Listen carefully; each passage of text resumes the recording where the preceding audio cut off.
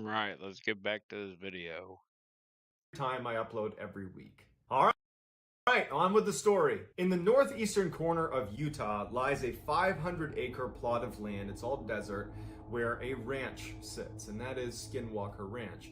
It was built in the late 1800s, early 1900s, and it was actually built on a piece of land that had apparently been cursed. Prior to its construction, the Navajo tribe had a feud with the Utes, Native American tribe. The Utes were selling off other Native Americans that they would capture. They would sell them into slavery to the United States. And so the Navajo, who had previously lived in the area where this ranch actually was built, they were forced off their land as the Utes came in and were rounding them up and selling them into slavery. And before the Navajo left that area, they cursed the land with what's called the Skinwalker curse. The idea was they were going to torment the Utes tribe for the hardships they had inflicted on the Navajo. The Skinwalker curse, legend has it, is this curse where these witches descend on the area and take the form or wear the skin of various predatory animals in the area, namely large wolves and foxes. They inhabit those bodies and terrorize anybody in the cursed land. At some point, this ranch is actually built on the land that had apparently been cursed. It wasn't until many years later when owners of that ranch started seeing predatory animals doing some very strange things in and around their property that they did some research on the area, learned about this curse, and then before long, I don't know what the happened, nickname had stuck. In back at it. 1994, Terry and Gwen Sherman purchased Skinwalker Ranch. It had actually been abandoned by the previous owners for the last few years, so when they purchased it, they got it for way below market price. So they are just so excited to be moving in. They breed cattle, and so they had 500 acres to let their cattle free roam. It was like the dream purchase for this family. And so when they finally do move in, like the day they move in, they don't really care that the grass is overgrown. It looks like things are kind of in disrepair.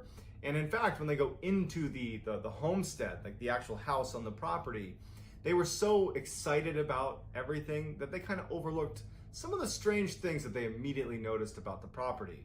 They go inside and every window has a deadbolt on it. The inside and outside of every door in the house, not just the doors leading outside, doors leading between rooms had locks, the front and back side. They noticed these big pikes that were driven into the ground at the front door and back door of the property with massive chains stringing off of them, which looked like pretty powerful guard dogs had been there. They're thinking to themselves, well, this is a huge piece of property. Perhaps the previous owners are a little bit paranoid because they're kind of isolated. And so they didn't really raise a red flag when, to be honest, had I moved into a property where every single door and window had multiple locks on it, they had these big guard dogs, I'd probably ask a couple questions. But you know what? Terry and Gwen, they're just so excited about this purchase that, again, they kind of just overlook it. So on the day that they are moving in, Terry and Gwen have some family members over to help them offload trucks and move stuff into the homestead. And it's during this process as they're moving things out of the truck into the house. And again, you got to remember that the house is situated like right in the middle of the property, and you can see in every direction basically unobstructed because it's basically open desert, with the exception of a couple areas that are basically forests. And as they're offloading some of the stuff into the house, Terry looks out at one of these tree lines and he notices this huge wolf, or what looks like a wolf, pretty well off in the distance, kind of meandering its way over towards them. But it's far enough off that this is not enough to be totally worried about it. After all, Terry was a rancher and his family were fairly rugged. They carried weapons and they were used to protecting their livestock from predators. So this was not a, oh my goodness, I can't believe a wolf is near us. It was more like, okay, let's make a note that there's a wolf walking towards us. And so Terry he tells his family, hey guys, just so you know, there's a wolf coming towards us right now. And the whole family is now standing near the truck and they're watching this wolf. And Terry recalled as he's staring out watching this wolf that's kind of almost walking in like a snake, like a serpentine path towards them from hundreds of yards out. It's still quite a ways out. Terry notices that there was a fence that was out where this wolf is. And the fence was pretty big, and the spaces between posts were about 6 feet. When he had a good look at the wolf next to the fence, he could tell that the wolf was at least 6 feet long. And he was thinking, are my eyes playing a trick on me? Like, that's an enormous wolf. That's the biggest wolf I've ever seen. But the wolf wasn't acting angry or aggressive. It was just kind of skulking its way towards him, very nonchalant, broad daylight. And at some point, Terry and the family, they're standing behind the truck, and Terry said that they all had this feeling that the wolf was not going to harm them. And the wolf got about 100 yards away, and Terry and his family are transfixed. And he even said he didn't understand why they weren't scared or why they weren't, running away or shooting at it or something, but they didn't. All of them are just standing there watching this wolf that's massive. And the wolf is wagging its tail and acting like a domesticated dog. The wolf comes over and goes up near Terry's father, who was there helping unload some of the gear they had. And Terry's father just kind of reflexively reaches out to start petting this. He's petting like up at his head level, this massive wolf. And the wolf just acts like a domesticated dog and kind of rubs against his hand and then starts walking away from them, just wagging its tail and not doing anything, not causing them any harm, not snarling, not growling, nothing. But just as nonchalantly as it walked over to them, it walks over to where they had a pen with a couple of cows and calves inside of this pen. And one of the calves had its head through the post that was keeping them in this cage, just kind of watching this wolf. And the wolf notices it and in an instant jumps over to this calf and immediately has the whole head of the calf in its jaws, just trying to rip it out of the cage. But it can't get it to squeeze through the cage. And so all of a sudden, like Terry and his family are broken out of this weird trance. And Terry starts firing shots at the wolf. It strikes the wolf and has no impact. They run over, they start hitting it with the back end of an axe. They're trying to get this thing off of the calf because their livestock, that was their livelihood. And these are rugged people, and so they're trying to fight to save their property, to save their cows. And the wolf is just totally unaffected. It's not trying to attack Terry or his son that are trying to get rid of it. The wolf is just trying to attack the cow, but it won't let go. And finally, it just kind of gives up on the calf, starts kind of retreating. Terry ends up getting his rifle, a high-powered rifle, and takes a shot at the wolf one more time. But again, it just has no impact on the wolf. And the wolf just, at some point, just as, I guess, bored, turns around and kind of trots off into the woods. After they kind of were brought out of that initial trance, that they remembered this horrible smell, that's like foul, almost chemical smell that just permeated the whole area after the wolf was there. Terry and his son, they decided to go track this wolf because now there's this massive predator that's going to make owning cattle extremely difficult, and so they would have to go deal with this predator. And so instead of retreating into the house, they grab their weapons and they track the wolf that's now jogged off into the forest. And they make it to an area in the forest where the ground is very muddy and sodden. And Terry could easily make out these footprints that just suddenly stop. And they just couldn't make sense of it. And so they went back to the house and they told their family, like, oh my God, we tracked it into the woods. There's no blood trail. There's nothing. It just walked in and vanished. So this is day one of being at this ranch, and they're all on edge now. The whole family is on edge. They really don't know what to make of that wolf. Literally. The sheer size of it, the fact that it was totally unaffected by being shot multiple times. There's real concern over their own livelihood because they keep cattle and they're only going to have more that are going to be out in these pens. And if there are wolves that are 3 times the size of a normal wolf that are walking around killing cattle, that's a big problem if you own cattle.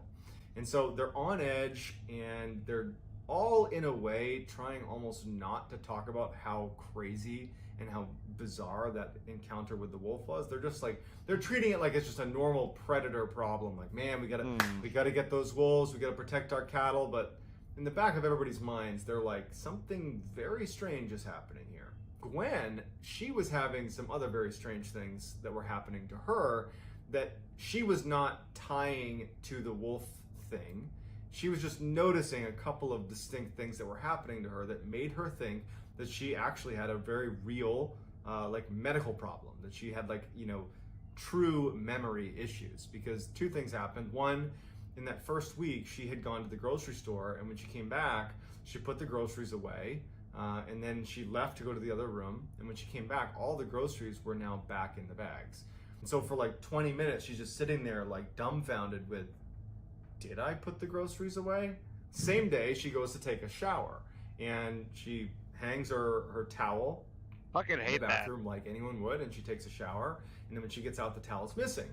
And she's like, huh. She gets another towel and she towels off. And then she finds the towel hanging up in a closet on the other side of the house. And so between the groceries and the towel, she's like, is there something wrong with me? Am I like having a stroke? Am I having a medical issue here that I'm like literally losing my mind?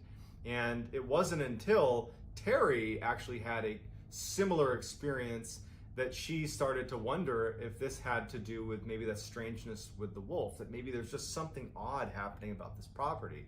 And it was Terry, in that first week, he had been digging holes for a new fence. And he had this big fence digging tool. It was about 70 pounds that he was using to dig the holes for the fence. And so he had taken a break after making a bunch of posts for this fence. He took a break, left his fence digging tool, at the last place he had dug a post, and he went in to grab a bite to eat, came back out, and his fence digger is missing.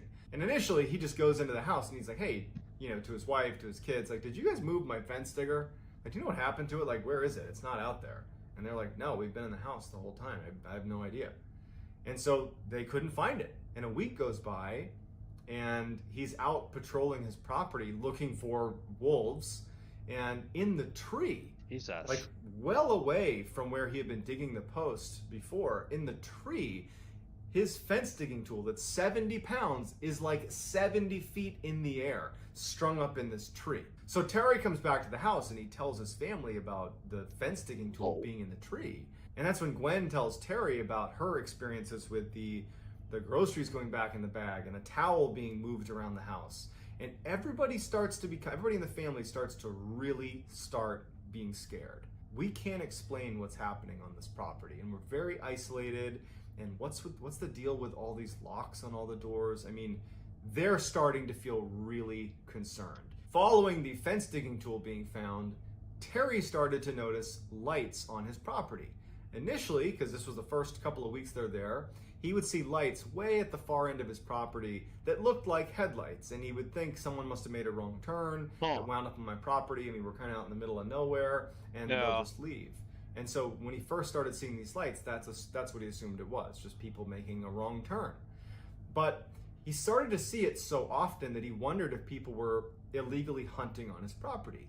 And so one night he sees these lights on his property and he goes out to investigate. In fact, he's angry. He's had all these strange things happen. His family's on edge, and now he's mad and he's going to take it out on this person who's illegally hunting on his property. And he starts charging out to these lights and he starts getting closer and closer, and he starts to realize it's not making any sound. If this was like a truck, it's not making any sound. And we're in an area where I could totally hear that if it was a vehicle, and he can't hear anything. And as he gets closer and closer, the lights start retreating from him without making a sound, and then float up into the sky and disappear. And Terry's like, what is going on here? The winter rolls around, and it's a particularly brutal winter. And one night he couldn't account for one of his cows, and so he's out looking for this one stray cow. Sorry about that. He searches his whole property, and there's only one area that he hasn't searched, and it's that forest. Dude, that would be where that weird. Giant wolf had disappeared after marching in there, and they tracked it in there. And so he goes in there, and as soon as he gets to the tree line, he notices there's a bunch of footprints from what looks like a cow.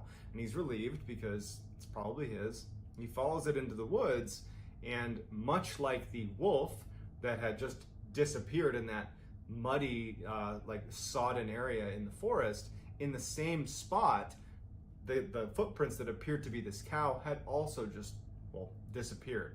And then over the course of the remainder of the winter, that would happen 4 more times. The animals would run away and just disappear without a trace. By the end of the winter, after all these animals have just mysteriously disappeared, Terry and his family, but Terry in particular, has really gone into full paranoia mode.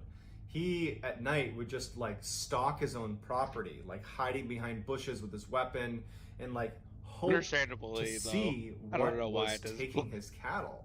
And so one night, as he's doing another fruitless search around his property, he catches out of his periphery what looks like a kind of mass of something moving around in the trees near his property.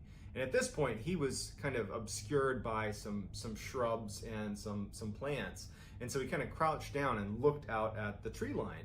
And he sees in the tree line this like strange shape kind of moving about inside of the trees. And he would describe the mass as looking almost like a stealth fighter jet, but really small. And it was making no sound, and it was hovering about 20 feet off the ground. And he's crouched down, not making a sound, watching it. And it's just kind of like moving around the tree line. And it has these lights that looks to be kind of scanning the ground. And it's just kind of moving around. It's shining these lights, these multicolored lights in the ground. And Terry moves a tiny bit to get a better angle on this thing. And he makes the tiniest of noises against the brush, just like a tiny little, barely audible sound.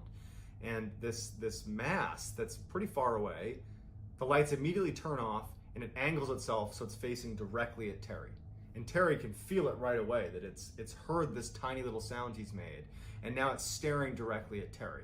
And Terry's like terrified, and he's looking at this thing, wondering like, oh my God, like, is it gonna come take me? Like, what is this? Is this the thing that's been taking my livestock? And he's terrified, and he's staring at it, and it just flies away.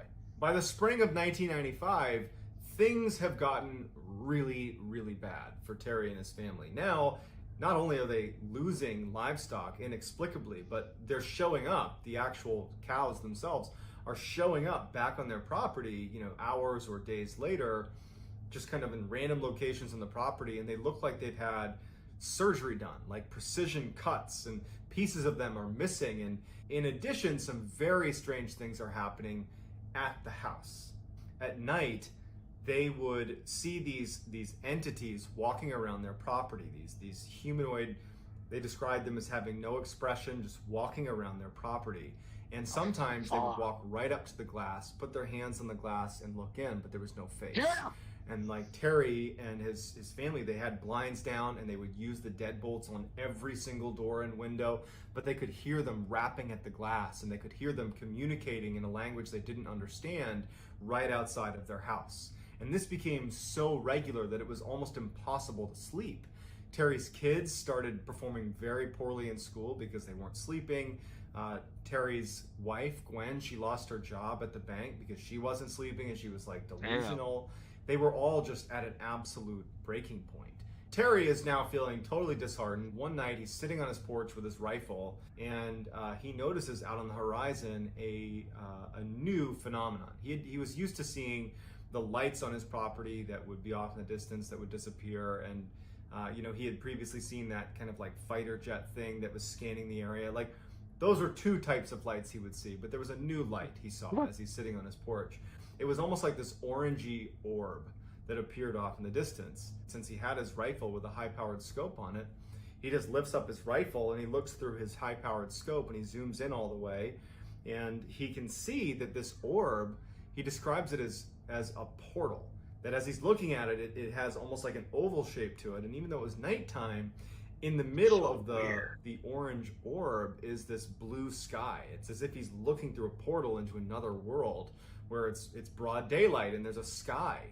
And he doesn't know what to make of it, but he can see that a black figure is crawling out of this portal into his property, and it looks just like the black entities that were kind of basically walking around his property at night. In addition to these figures that are crawling, like imagine that scene from The Ring where the girl crawls out of the well.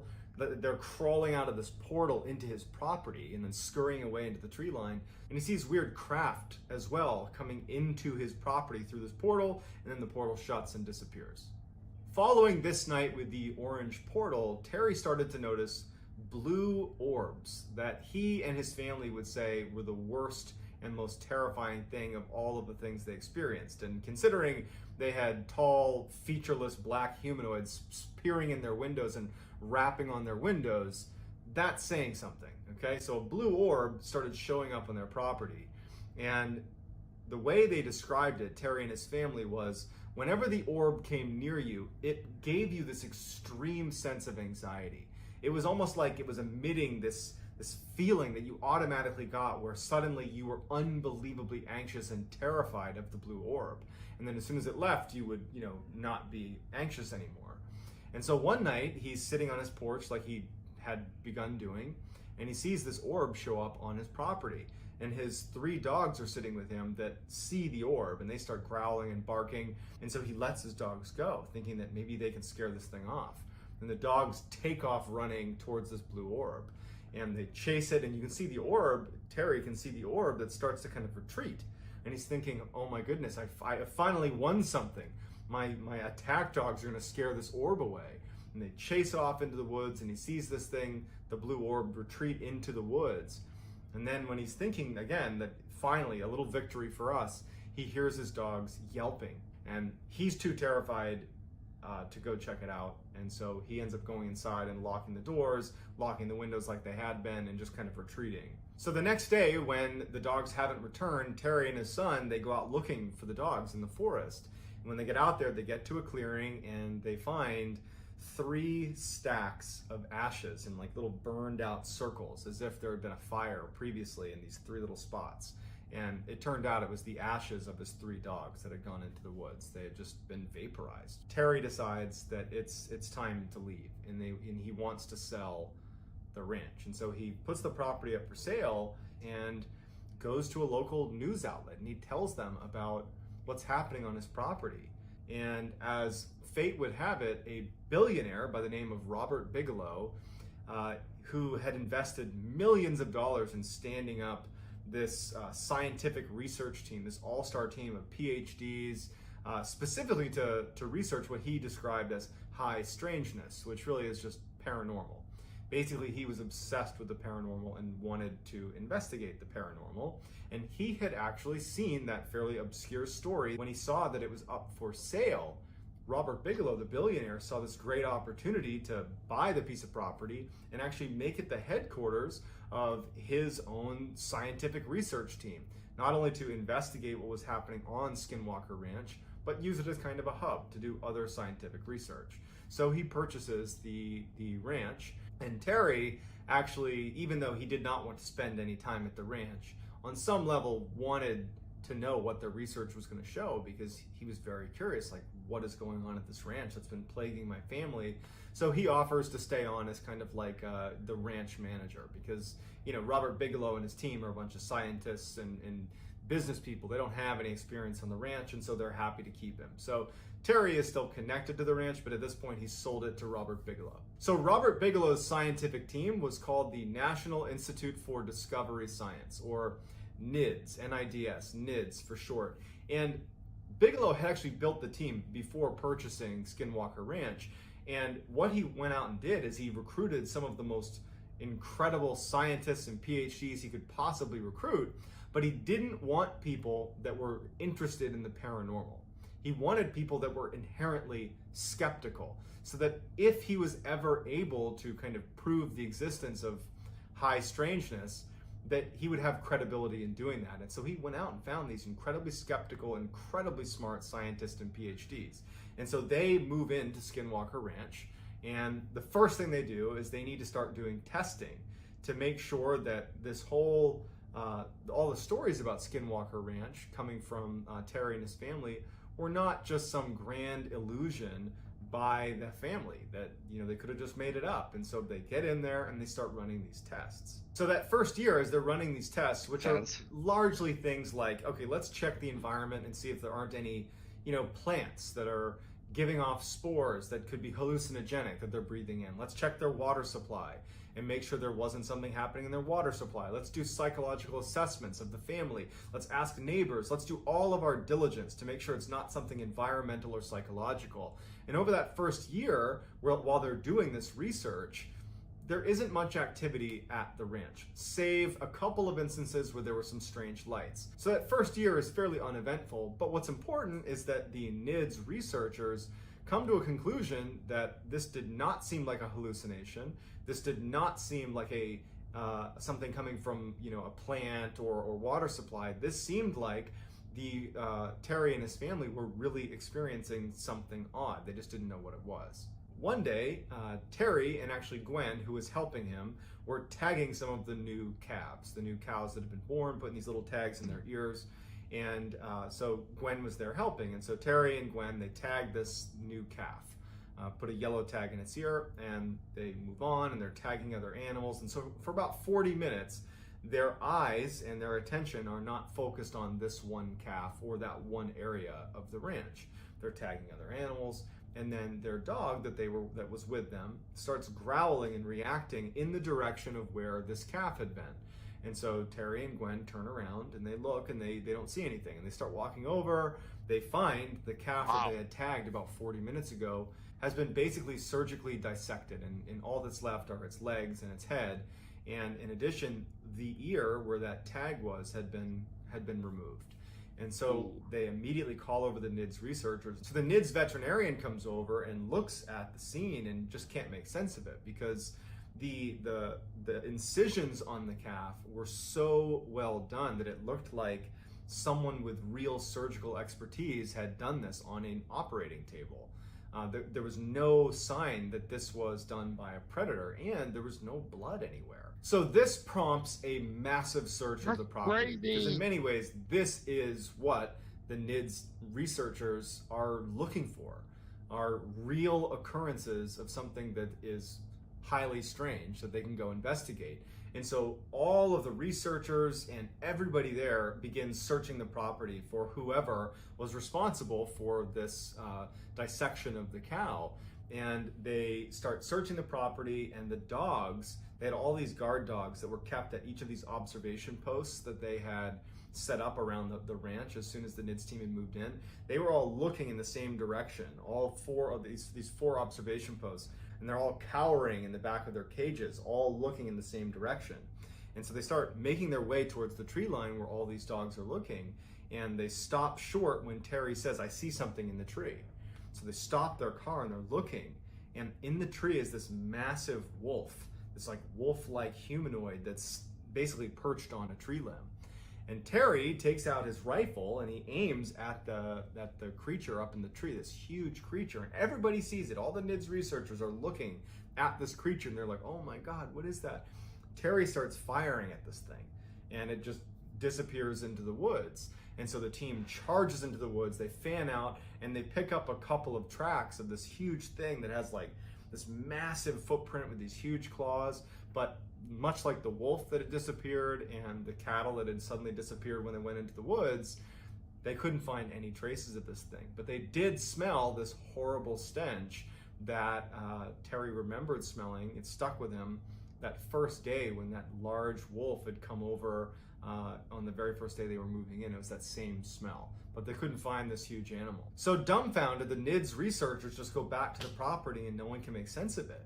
And they have the footprint and they have their own eyewitness testimony, but like they couldn't make sense of how something that big could just get away. And so over the following month, they're like searching the property and they're looking for any more signs of this huge creature or anything. The only thing they noticed is that the guard dogs consistently stayed in their kennels and did not want to come out. They were acting like they were kind of being hunted.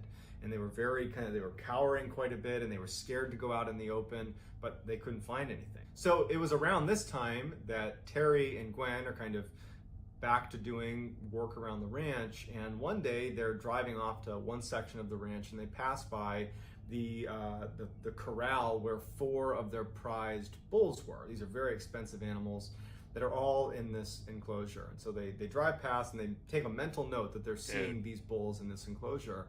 And they drive off to the other side of the ranch where they're doing some work, tagging animals and, building fences, whatever it is they were doing. But when they come back and they round a corner where they're first able to see that corral of bulls again, they are like, where are they? Because the bulls were not in their enclosure and they weren't anywhere. And so they're panicked because these are very expensive animals, and they run over, and Terry sees that the gates to the corral are still locked. But there's no bulls in there. There's no sign of a struggle or anything. And it just so happens that right next to the corral was this fairly small trailer that hadn't been used in years. In fact, it was literally wired shut. It was just sitting there. And Terry, just for whatever reason, runs over and looks in one of the windows. And inside of this tiny enclosure are these 4 bulls, completely calm, all crammed into this tiny trailer. They could barely fit. They're not fighting with each other or anything. They're just calmly sitting there as if they're in some kind of a trance. And Terry yells to Gwen, like, hey, they're over here. They're right here. And it like startles the bulls out of their trance. They start panicking and kicking, and they end up getting them out of this enclosure, and it takes them hours to finally round them up and get them back in the corral. But they're unharmed. But it is almost impossible to get even one bull into that small of an enclosure. It would take hours to maybe be successful at doing that. Very true. To get 4 bulls into that enclosure was pretty much impossible. And to do it when they basically were calm after they were in there is also somewhat impossible. And it was important to note that Terry saw when he looked in the window that the only entrance to that trailer was wired shut still. It had not been undone. In fact, the cobwebs at the corner where the opening basically formed with the sides of the trailer, they were still intact, like it had not opened. And it made no sense how those bulls got in there. And so the NIDS researchers come over and they can't make sense of it either. Upon further investigation, the NIDS researchers found that the bars of the corral that held the bulls, a section of it had been highly magnetized. And so while they're doing this research, trying to figure out if magnetic fields has anything to do with the strange occurrences at the ranch, 2 of the NIDS researchers were on the outskirts of the property using their compass to look for magnetic fields, and they started smelling. They both reported smelling that horrible metallic, like rotting smell that other people had reported smelling anytime they saw that large wolf creature. And when they started smelling it, their compass started to flitter and then pointed away from north towards wherever the smell was. And they remember thinking that they felt like they were being watched. And it went on for a few moments, and their compass didn't waver. It was aimed in the direction of the smell, and they're both on opposite sides, pointing in the same direction. And then at some point, the smell stops, and they stop feeling anxious, and the north arrows go back to the way they should have been. And then one of the most terrifying of all of the paranormal occurrences that happened at Skinwalker Ranch happened at the very end of 1997. 2 NIDS researchers were up on a ridgeline overlooking the homestead. Every night it became commonplace to basically position NIDS researchers all over the property to basically be on the lookout for weird things that are happening. And these 2 researchers are up on this ridge, kind of obscured and hidden, and they see this orange orb take shape right near the homestead. And one of them had infrared goggles, and so he looks down at the orb, and he can clearly make out that it's this oval-shaped opening that sounded an awful lot like what Terry had seen on his porch when he saw that humanoid creature crawling out of the portal into his property. Well, these 2 researchers are looking at this portal, and they see the same thing. They see this black human-like creature crawling out of this orange portal onto the ground, and then it starts running up the hill towards them. And they're like frozen with fear. They start smelling that horrible rotting metallic smell as this big human-like creature bounds up the mountain, and they can hear the shale under its feet as it runs up, and it goes right past them. About 30 feet away from them, they're looking at it, and it just barrels past them at a full sprint up into the mountainside. The following year, in 1998, the activity on the ranch declined significantly. All they had was the occasional strange lights here and there, but for the most part it was done. And in fact, even though NIDS remained on the property, by 2004, the research just wasn't amounting to anything, so they pulled the plug on the operation. They did have footage of a number of the lights that were seen, but again, no one's gonna take a picture of some random lights and say, oh, there you go, proof. They demonstrated that there were, magnetic fields, and they have images of these calves that would reappear after looking like they'd had surgery done to them. They had hundreds of eyewitness reports. They have all this information, but none of it was really definitive proof, which was very frustrating to Robert Bigelow, to Terry and his family. And the way they described it is they felt like they were dealing with an entity or a group of entities that were just consistently one step ahead of them, that they could catch glimpses of what they were doing, but it was never enough to really understand what was happening. They never felt like they were in control. It was always clear that this entity or these entities were in control of the situation, and they never were in a good position to really record hard data or get good footage. Not to mention, this is 1998, this is the late 90s. No one just had like, an iPhone they can pull out and snap pictures. You had like real cameras. And so the best they could do was some pictures of light and some of the animals that had been mutilated. There's been numerous books put together by some of the people that were a part of this NIDS research team, and to this day they believe that what they saw was a result of some paranormal activity. And to this day, many people believe that this is one of the most credible instances of paranormal activity occurring. So I'd love to hear what you think in the comments, whether you think this is a total fact or a total hoax or somewhere in the middle. I'd love to hear about it in the comments. And if you want to get in touch with me, you can message me on Instagram. My handle is johnballin416. Also, I post quite a bit on TikTok. My handle is Mr. Ballin. And that's going to do it, guys. I hope you got something out of this. And until next time, that's going to do it. See ya. Anyways, y'all, this is my last one. Yeah. I'll be back tomorrow. It was fun. I'm enjoying this. So I'll be back tomorrow. Peace out, y'all. It's majestic. I'll be back later.